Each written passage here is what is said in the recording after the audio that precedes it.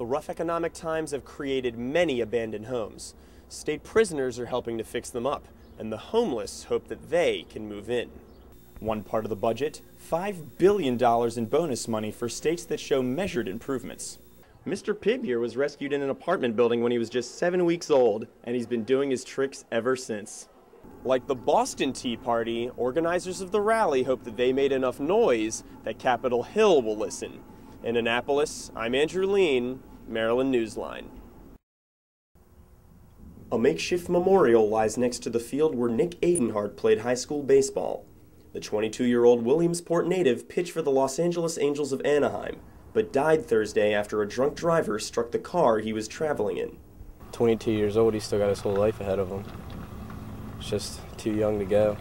Adenhart was a standout baseball player for Williamsport High School, where he led the Wildcats to a regional championship.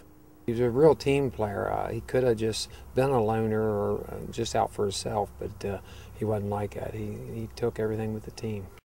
At the end of his senior year, Adenhart was drafted by the Los Angeles Angels of Anaheim, and he went straight from the high school field to the minors. He spent little time in the minors before being called up by the Angels last year. The night before he died, Adenhart pitched the best game of his short career. Williamsport rallied around their star, but the celebration was short-lived. I just felt so proud that night, and then the emotions changed the next morning so bad, and to lose him and then to find out how he was taken away, you know, the accident and what caused it, that really makes you mad at things.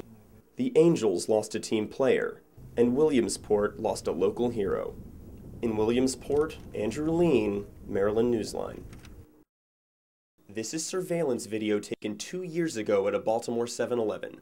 Watch as this SUV from U.S. Immigration and Customs Enforcement, or ICE, pulls into the parking lot.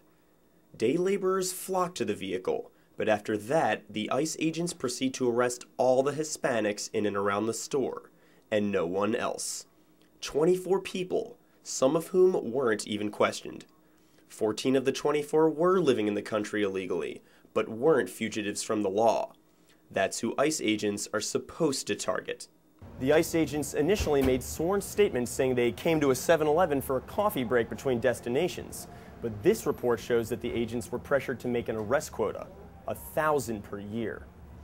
It did not matter whether the aliens were fugitive or not, that they just needed to bring in more bodies. Immigrant rights group Casa de Maryland released the report after 2 years of roadblocks from ICE. The report, which contradicts the sworn statements made by ICE agents, has shaken up the Latino community. When the government agencies start, lying to the community to cover their actions, then the distrust is right there.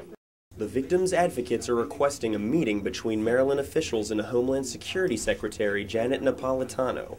They say the ICE officers should be punished, and the arrest policy changed.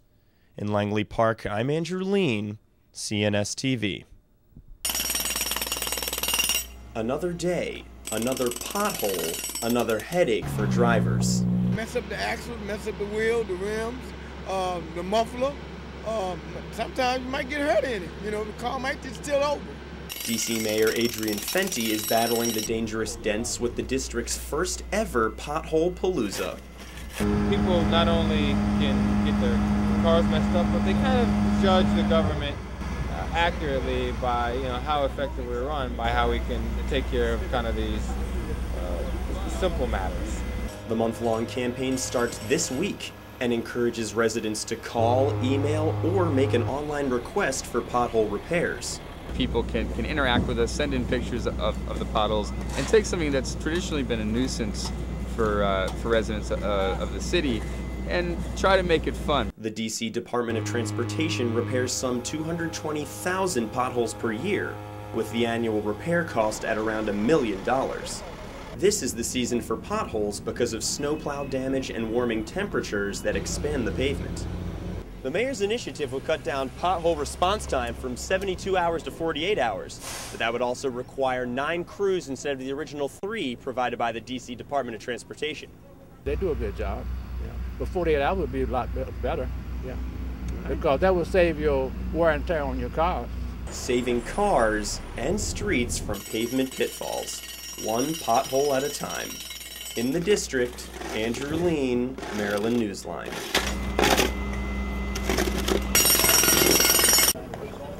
You could call it O'Malley's March, but it's much more than that. About 100 people followed the governor on a 6-block march through Annapolis to the State House, where O'Malley made yet another call to repeal the death penalty in Maryland. The death penalty is outdated. The death penalty is expensive. The death penalty is utterly ineffective as a deterrent to crime. They began the day with a prayer breakfast, urging religious leaders throughout the state to unite behind the repeal, then took to the streets. Respect all human life, even the life of convicted criminals. Some legislators have tried to repeal the death penalty for years. No. But the bill has died in the Judicial Committee. Governor O'Malley's original plan for repeal was to skip a Judicial Committee vote. That way, the bill would go straight to the Senate floor, where 24 votes out of 47 would pass the repeal. There is a desire to resolve this issue, and I believe there will be 24 votes to resolve it consistently with our most important principles as a people.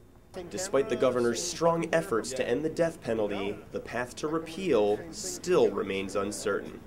In Annapolis, I'm Andrew Lean, Maryland Newsline. Stop the hate! Stop the killing by the state!